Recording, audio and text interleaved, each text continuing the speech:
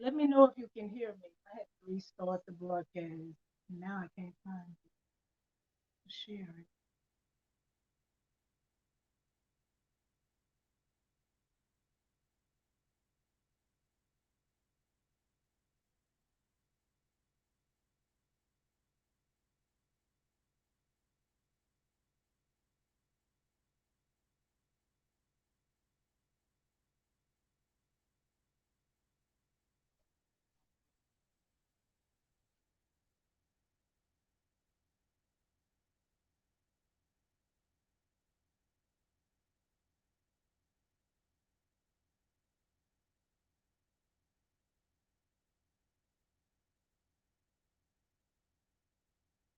Let me know if you can hear me. I had to restart the broadcast.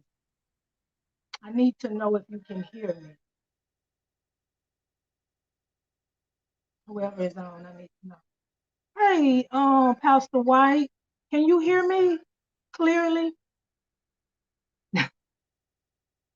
I had it hooked up to the a Bluetooth to a speaker. So sorry about that. Thank you, thank you.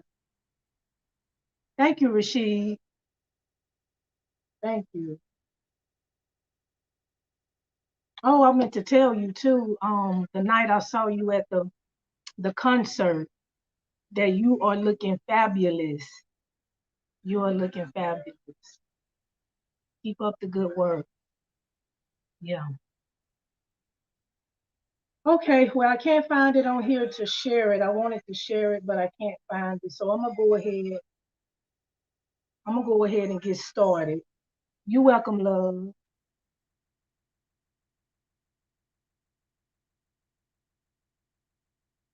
So I'm gonna go ahead and get started.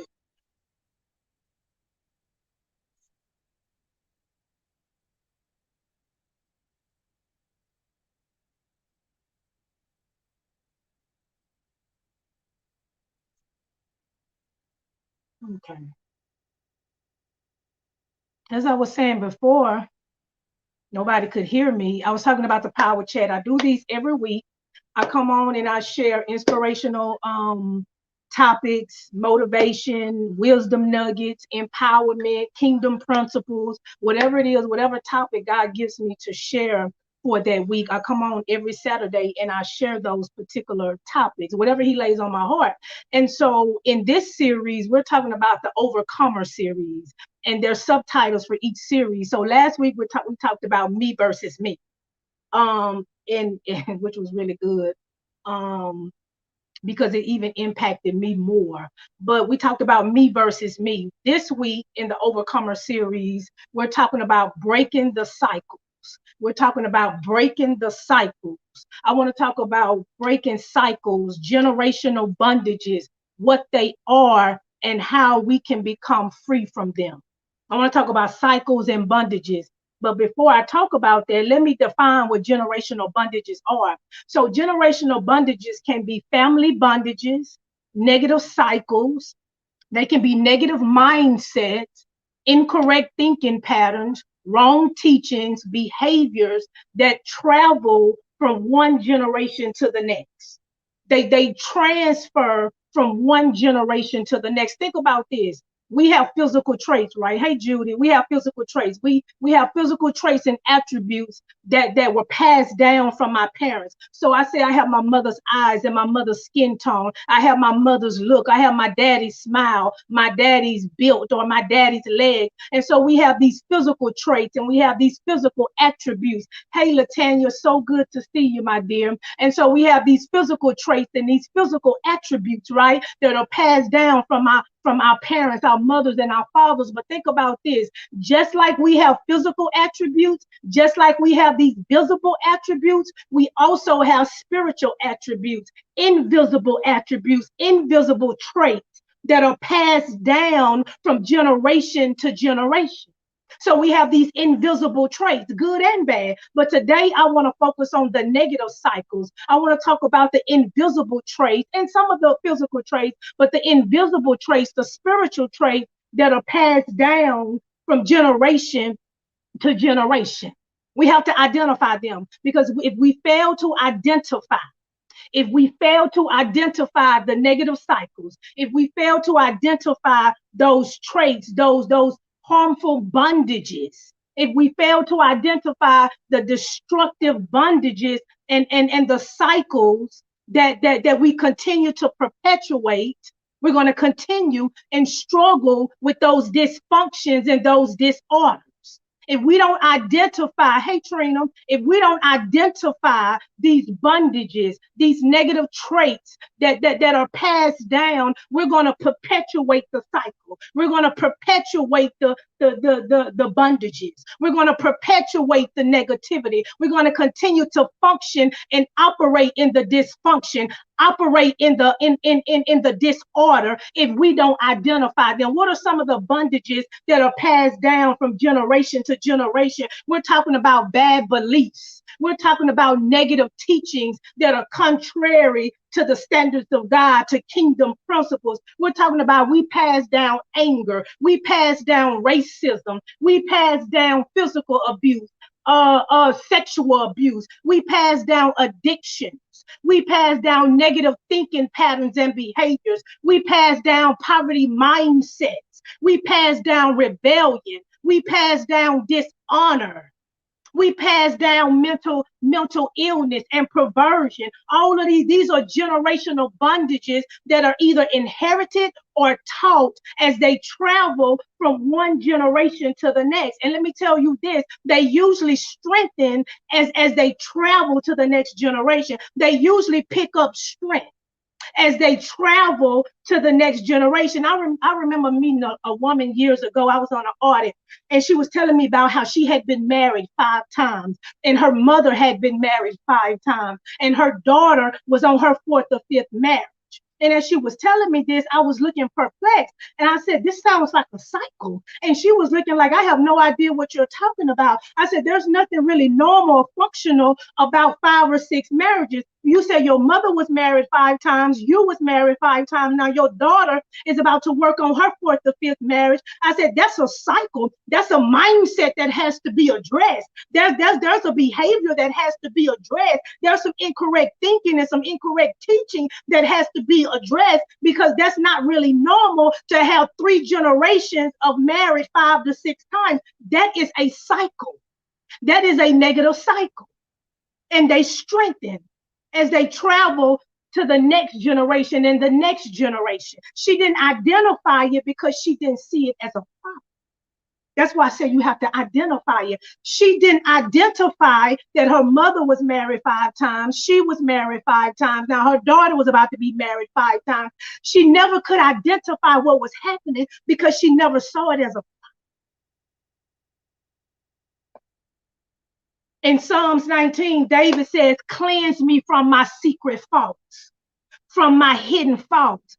Oftentimes people are grappling, they're wrestling with, they have these secret faults and these hidden and secret sins that they're wrestling with, that they're grappling with, that nobody is aware of. I know I was one of them.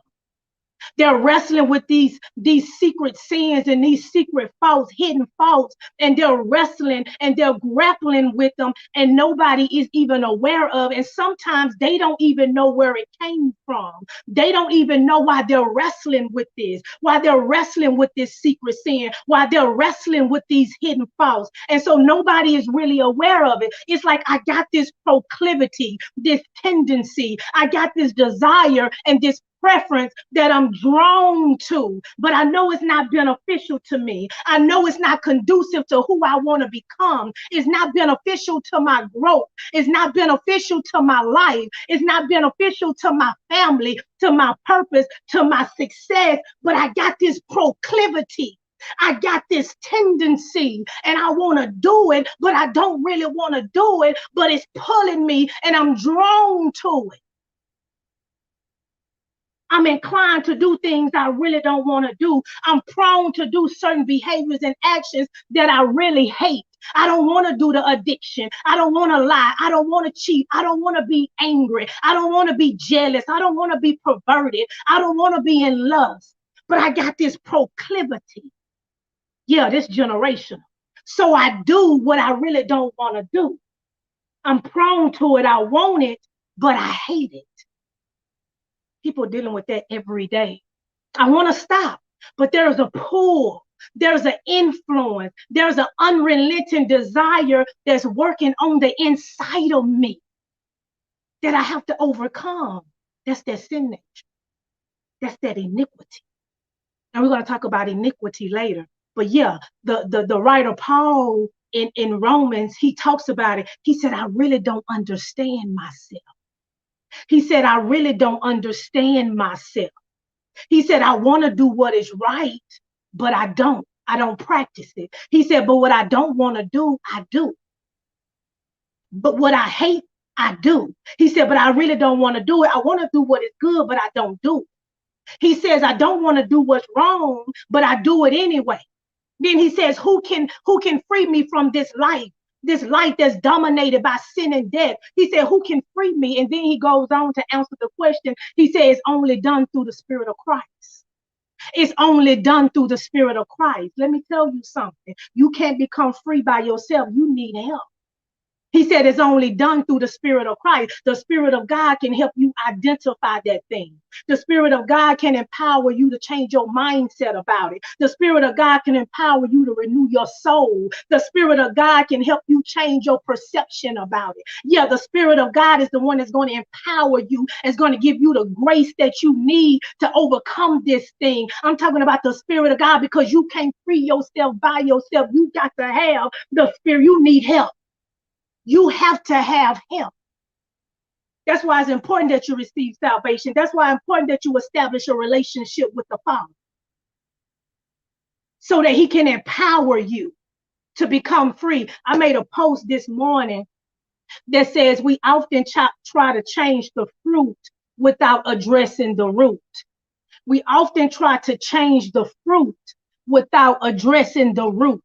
We want to change the behavior. We want them to change their actions. We want them to change what they're doing, what they're saying, without addressing the mindset, the real issue that's causing the behavior, that's causing the fruit to manifest. So we trying to change the fruit without addressing the root. I had to do that in my own life. So we trying to change the behavior and the actions without addressing the root issue that's really causing the action and the behavior. You got to address the root of that thing. It's easy to make temporary modifications, behavior modifications, but that won't last long. You got to address the root. You got to check that thing. That's the inside job. We're talking about from the inside out. That's an inside job. You got to be changed in your soul. You got to be changed in your mind. You got to be renewed in your soul. Your soul is your mind, your will, your emotions, your experiences, your memories. You got to be renewed in your soul in order for that root. That's where that root is, so that fruit can change. You got to be renewed in your soul. Yeah, you got to be renewed in your soul so that the fruit can change. Because you have certain people, they modify their behavior temporarily. Oh, they look the part. They look right. They say the right things. But let me tell you, character will eventually show itself. The core of who you are will eventually show itself. The soul, that's who you are. Your thinking patterns, your mind, your imaginations, your experiences. Let me tell you something. You only can modify that behavior for so long. I know.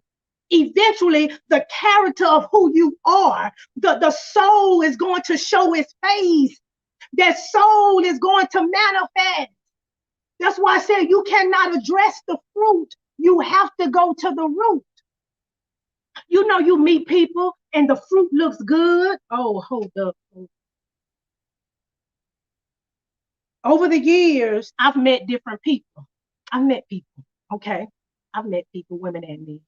You meet people over the years. I've met people and the fruit looks real good, right? The fruit looks good. The fruit is shining. The fruit looks edible, right? The fruit is looking real good. Okay, they got good fruit. And then when you bite into the fruit, it's rotten. See, that's what I'm talking about. You can't be talking about looking at no changing no fruit, baby. You got to get to the root of this thing. So I looked at the fruit, and the fruit looked good. The fruit it was disguised very well over the years as I've met different people. But then when you bite into the fruit, yeah, when you taste the fruit, when you partake of the fruit, it's rotten on the inside. It's not good to eat. It's rotten on the inside. Why? Because the root is damaged. The root is damaged. That's why we have to go to the root and not try to change and modify the fruit and make sure we get to the root, because the root is going to produce the right fruit. It's an inside job. It's an inside job.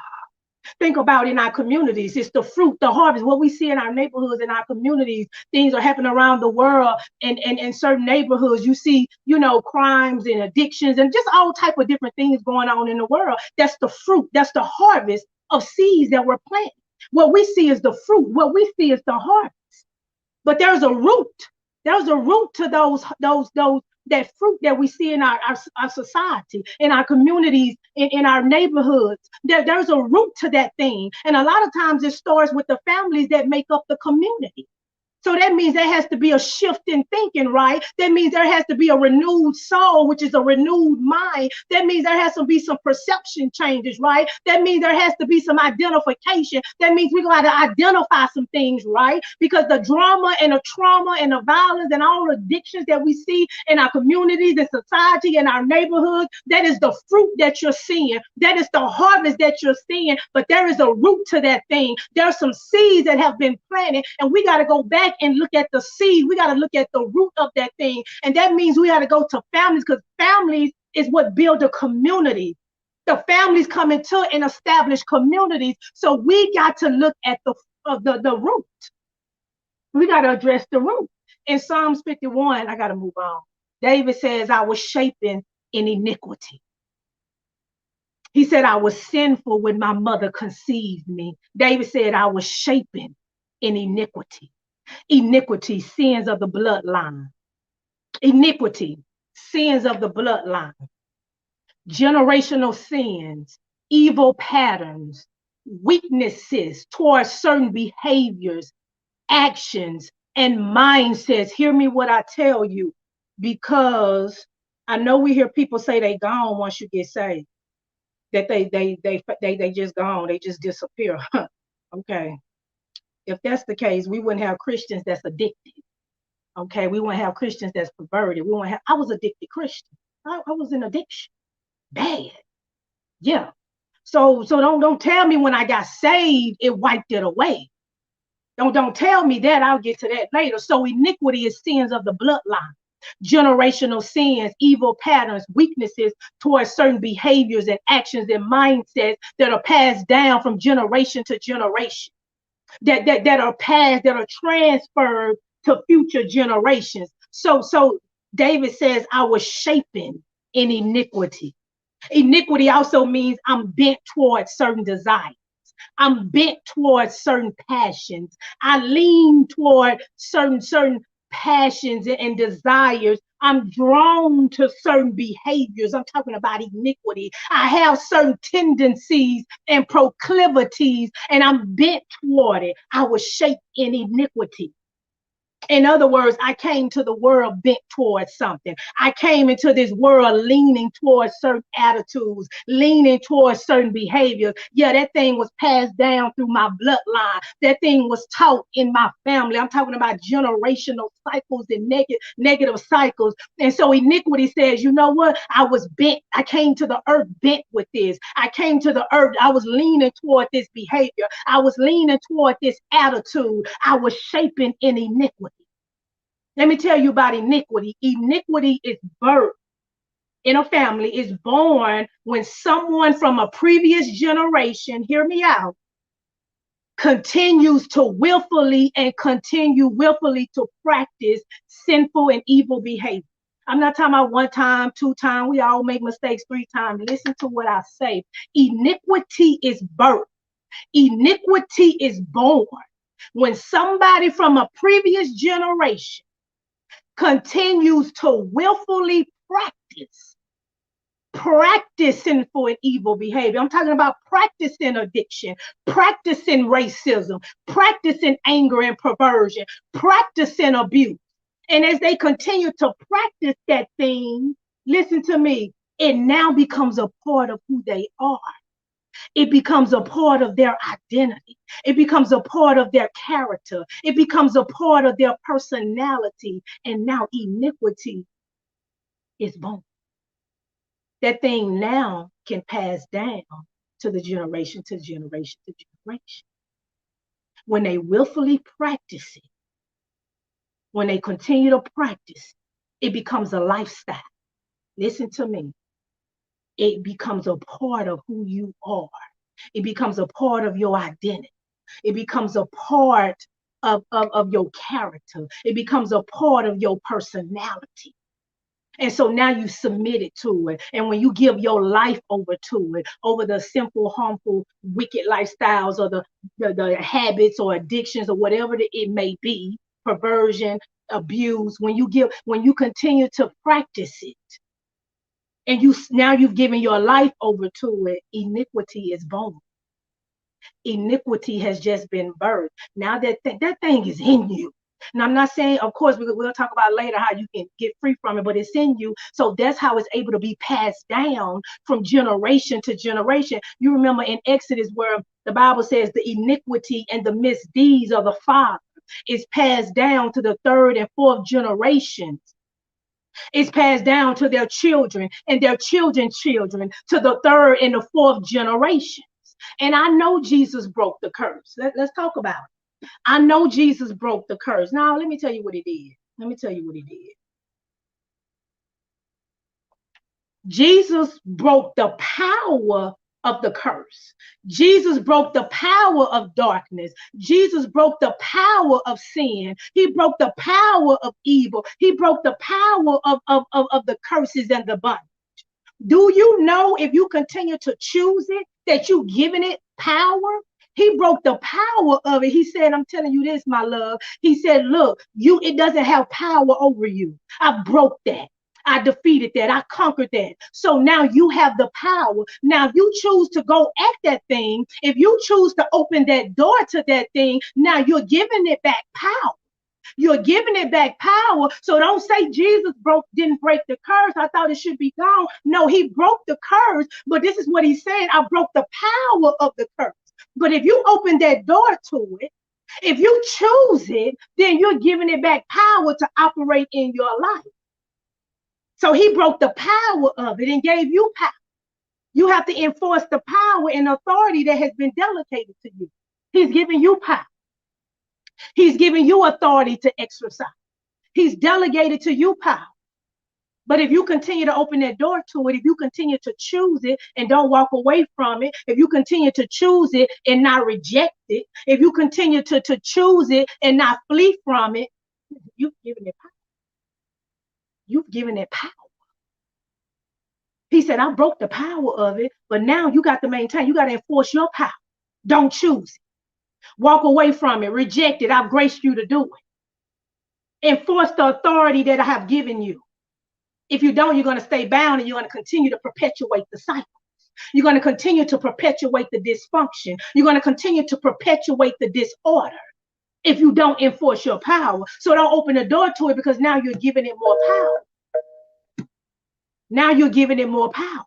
And I know I quote this verse a lot, but it's relevant. Jesus says, I've given you power over all the power of the enemy, and nothing shall by any means hurt you. I've given you power over all the power of the bondage, over all the power of the abuse and the evil and the wickedness. He says, I've given you power and authority over all the curses. But oftentimes we continue to struggle in it, and we wrestle with it, and we grapple with it. Why? Hold on a second. Oftentimes we continue to wrestle with it, and we struggle with it, and we grapple with it because we haven't enforced that power. We haven't connected to the grace that the Spirit of God has empowered us with. And so a lot of times we continue to struggle, and we grapple, and we wrestle with these bondages, with these proclivities and these tendencies and these desires, because we haven't enforced our power. We haven't exercised our authority. So that's why I continue to struggle with my addiction.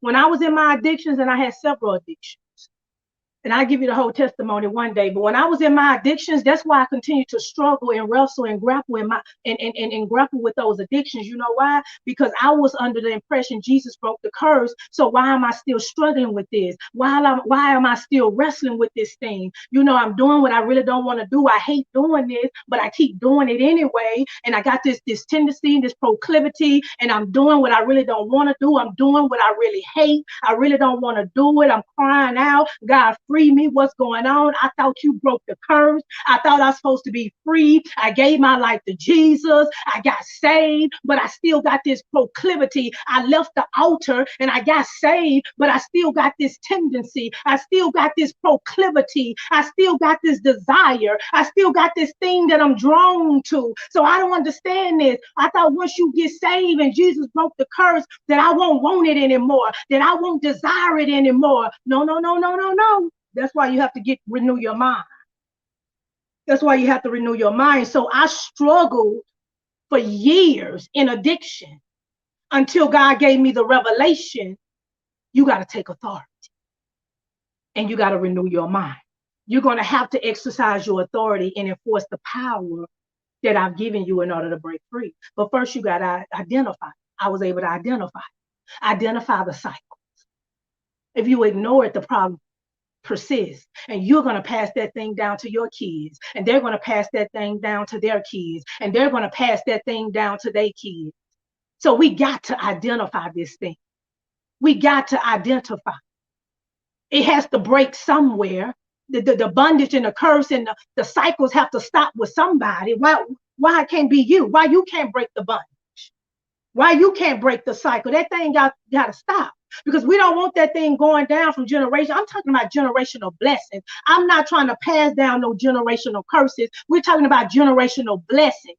And so in order to do that, we got to identify what the cycle is. Because if we don't recognize the problem, we can't confront it. We can't address it. We can't say, God, help me to get through this if I'm not even identifying and recognize what the problem in the negative cycle is. So you got to identify and be willing to take authority over the secret habits and sins and the choices and the mindsets that's keeping you back, that's keeping you bound, that's keeping you in cycles, that's keeping you stuck. You got to be able to address it. If you can't address it, if you don't know what it is, that's why I say you have to identify it. You can't address it if you don't know what it is. And the first step in taking authority is this. You got to get new information. You got to identify it and you got to get new information, because evidently the information that we've had has been wrong information and it hasn't been producing the fruit that we want. So if you're going to take authority over these negative cycles, if you're going to take authority over these bondages that are passed down, if you're going to take authority, first you got to identify. Number two, you're going to have to change the information.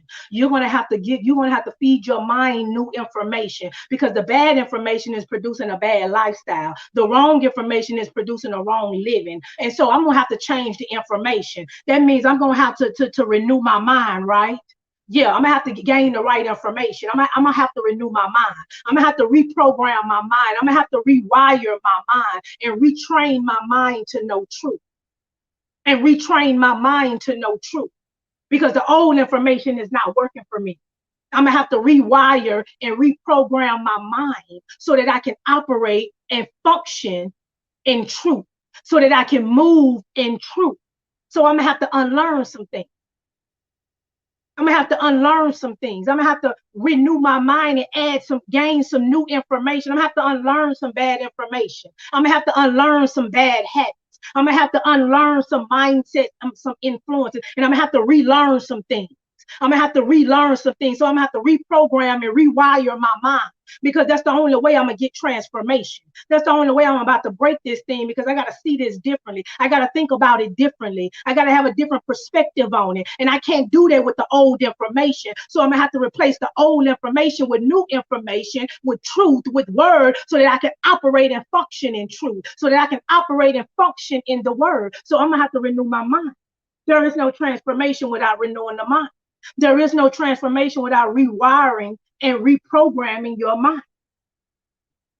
That's why the word says be transformed by the renewing of your mind. You got to renew. You got to reprogram. Another word for renew is reintroduce. You got to reintroduce your mind to new information. You got to reintroduce your mind to truth. That's another word for renewing the mind. You're going to have to reintroduce your mind to the right thing. Reintroduce your mind to truth. Yeah, there's going to have to be a rewiring because that bad information is producing a bad living. Nothing is changed until your thinking patterns is changed. Nothing is changed until your thinking patterns is changed. You know why? Because you cannot live beyond what you know. If your mind is messed up, if your mind is in bondage, if your thinking patterns are in bondage, your life is in bondage. You can't outlive. You can't live beyond what you know. You can't, I'm sweating. You can't live beyond what you know. You can't live beyond your mindset. You cannot live beyond what you know. Your life follows your mind. As a man thinketh, he becomes. Your life follows your mind. That's why I said you got to get new information. You got to renew, reprogram, rewire your mind. You got to reintroduce your mind to truth. There has to be a reprogramming so that you can operate in that truth. You can't live beyond what you know. But when you know better, you have that opportunity to do better. You're not going to automatically do it. Some people know better and they still don't do better. But when you know better, you have that opportunity to do better. So nothing is changed until my thinking patterns are changed because my life follows my mind. My life follows my mindset. Yeah, my life follows my mindset. Yeah, my life follows my mindset. Nothing changes until I change my mind. You can't live beyond your level of knowledge. I can't do something that I don't know. I can't address something that I don't know. I can't elevate in something that I don't know. You can't live beyond your level of knowledge. So that means you got to get new knowledge, new information, new revelation so you can operate differently, so that you can function differently, so that you can move differently. You got to get new information. Jesus already did his part. He's not going to do that part for you. And I'm closing. Jesus already did his part. He went to the cross, he overcame it, he gave you all power and authority, he delegated you power and authority. He did his part. God's not going to renew your mind for you. He's not going to feed your mind for you. He's not going to feed your soul for you. He's not going to renew your soul for you because you're operating out of your soul. When you continue those cycles and bondages and those negative habits and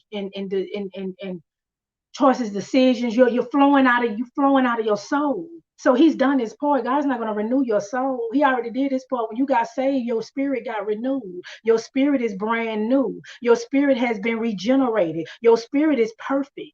But the reason your life ain't perfect, and I had to understand this back years ago, is because your soul hasn't been renewed, which is your mind, your will, your emotions, your memories, your experiences. Your soul has to be renewed. Your soul has to be made new so that you can start operating and functioning differently, so that you can start making different choices and decisions. Jesus is not going to renew your mind for you. He's giving you the power and authority to do that. Allow your spirit to renew your soul. That's why you got to feed your soul every day. You got to feed your soul truth. You got to feed your soul the word. You're renewing your soul. Do you know that? And that's what that's doing. That's how you see the good fruit. When your soul is renewed and you feeding it the right thing, the right nutrients, you're feeding it word, you're feeding it truth.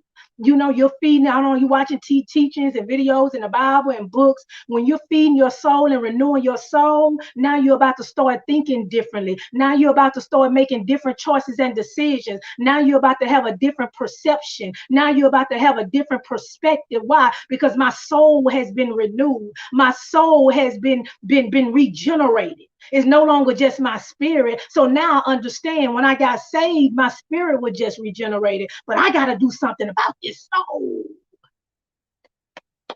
I got to do something about this soul. Otherwise, I'm going to stay in a negative cycle. I'm going to stay in a negative pattern. I'm going to continue the negative mindset, the thinking patterns, the addictions, the abuse, the lust, the perversion, whatever, the anger, the racism. If I don't renew my soul, my life will not change because I'm living out of my soul, my mind, my will, my emotion, my imagination, my memories, my experiences. I'm talking about your soul has to be renewed, and God is not going to do that for you. You got to pursue the knowledge. You got to pursue the change. You got to feed your mind, your soul, what it needs to be fed. He gave you the Spirit of God. He gave you the Spirit of God who has empowered you to do it. You got grace for it. Don't let nobody tell you it. That's just how our family is, and that's just how it's gonna be. And mama did it, and grandma did it, and big mama did it, and daddy did it. I don't care who did. We breaking bondages around here.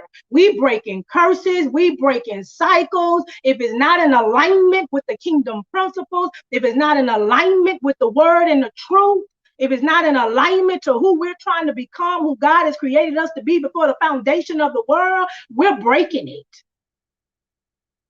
We're breaking it, but it's gonna require us to renew our souls and feed our souls the right information. You got to identify it, and you're gonna have to renew your soul, which is your mind, will, emotions. You're gonna have to renew your mind.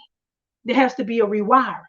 You have to regenerate your mind so that you can begin to make different choices and decisions. And guess what? Now you could pass that thing down to your children, your children's children, and their children. And now these families are making up communities and neighborhoods, and you begin to see a different fruit. You begin to see a different harvest.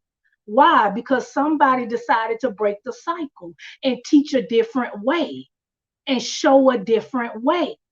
Somebody decided to do it, but it starts with that person to break the cycle and pass that teaching down and those behaviors down to the next generation.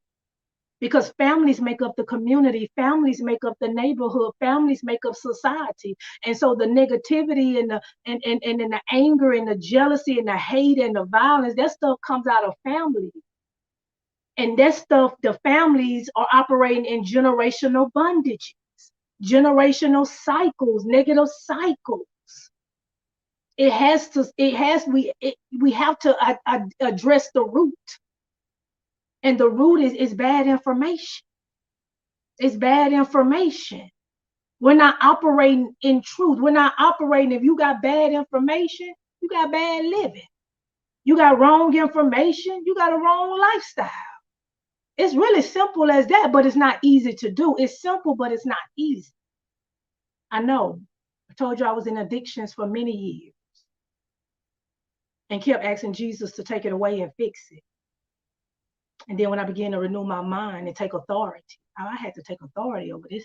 That monster that I had to take authority. It was a monster. Got to take authority. And I renewed my mind, began to renew my mind every day. Feed my soul, feed my mind, feed my soul. My spirit is renewed. My spirit is perfect. My spirit is perfect. But that soul, let me tell you, that soul was damaged. My soul was damaged. It was damaged. And I didn't know it was a difference between the soul and the spirit when I first got saved. I didn't know that.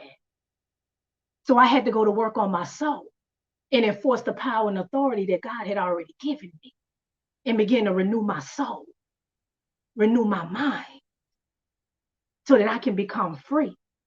And I'm free from that addiction, all of those addictions.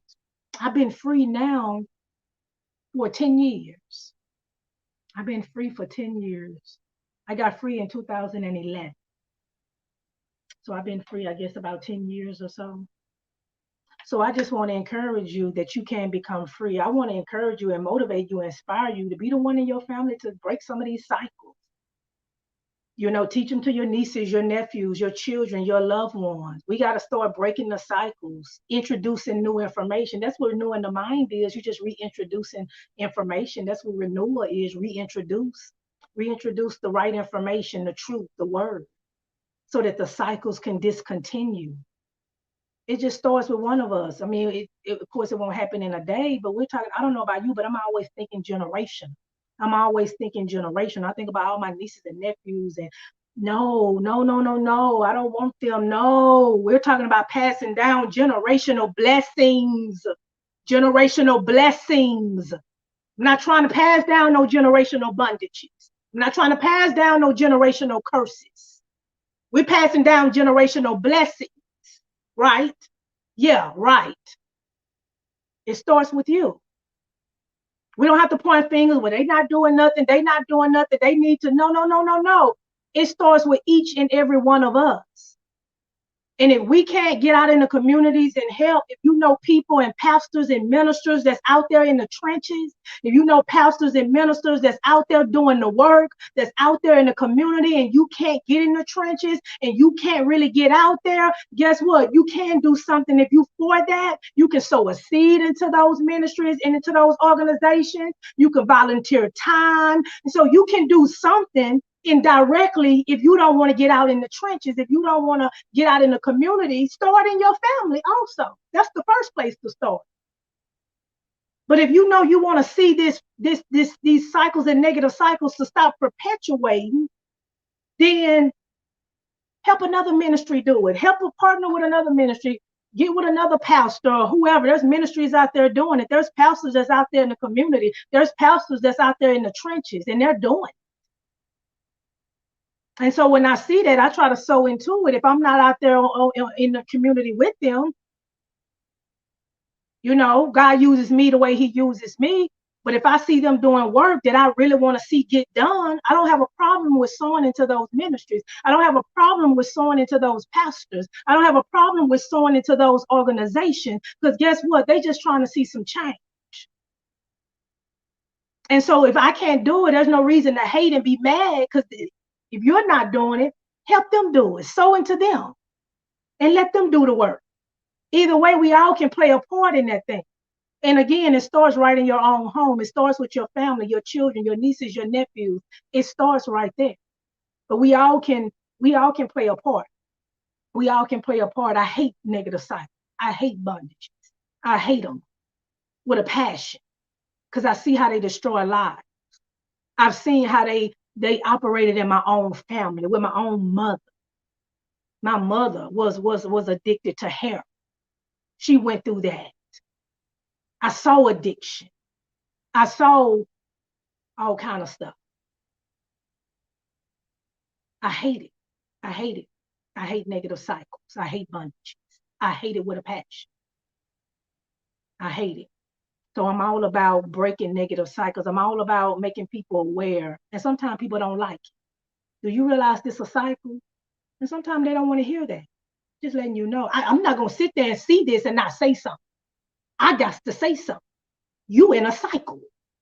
And sometimes people don't want to hear that. But if you're in my space and I see something and I'm impressed by the Spirit of God to say something, oh, I'm going to say something. That's a cycle. Yeah, that's a cycle. Because they may not know. They may have never even, they don't know the problem because they never identified, so they don't even know they have a problem. So sometimes you have to say something and not be worried with what they're going to think, what they're going to say. They don't want, there's some people, the Spirit of God leads you not to, don't even deal with that. It ain't just not the time right now to sow that seed and somebody water it and God bring the increase. It's not time. But then, there's moments where you're nervous and you're afraid and you really want to say something. Even if they don't want to receive, even if they act like they're not listening to it, even if they act like it's falling on deaf ears, guess what? You planted the seed. You don't know what they're going to go home and think about. You don't know how the Spirit of God is going to nurture that seed. You don't know how the Spirit of God is going to water that seed on the inside of them. You don't know who he's going to send into their lives to even water that seed. All you got to do is release the seed. If God say speak it to him, if God say it, then you got to say it. I told that lady, I said, that's a cycle, man. She looked at me like I was crazy. That's a cycle, ma'am. That's a cycle. That's not fun. That's not normal. That's operating in dysfunction. That's operating in disorder. That's disorder. God doesn't bless disorder. He doesn't bless disorder. Yeah, that's disorder. And I don't like disorder. I don't. But I show grace toward it because I was once there. Don't get it, don't make no mistake about it. I know how to show grace and love towards it because I was there. I was one of those people, and I've seen it in my family. So I don't want to hold you. Thank you for coming on the Power Chat today. I hope this word was a blessing to you. This is something that I'm passionate about. I believe in being free. I believe in being set free. I believe in operating in freedom. You know, whether what you have, you may not have a lot of money, you may not have a lot of things, you may not have a lot of material possessions, but baby, if you free in your soul, if you got peace, you free.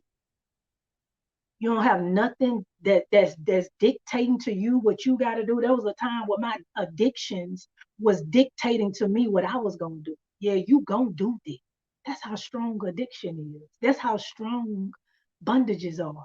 They tell you what you gonna do. You don't relinquish your power and your authority. They tell you.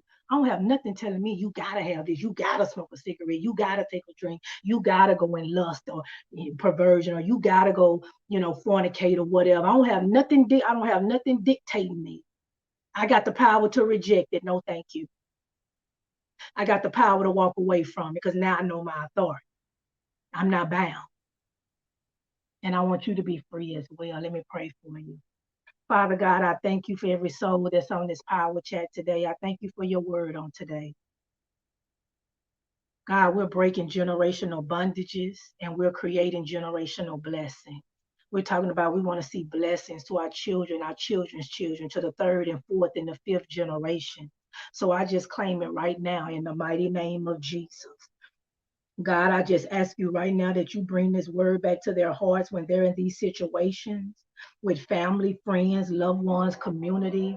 God, and I pray that you remind them that they have the grace to break it, that they have the grace to overcome the negative cycles and bondages, Father God. So I just pray right now that they be free. I pray freedom for their lives. I pray freedom for their family. I pray freedom for their children. I pray freedom for the next generations, Father God, that they may sow seeds, that the next generations may benefit from the blessings that they've created in their life, Father God. We break it.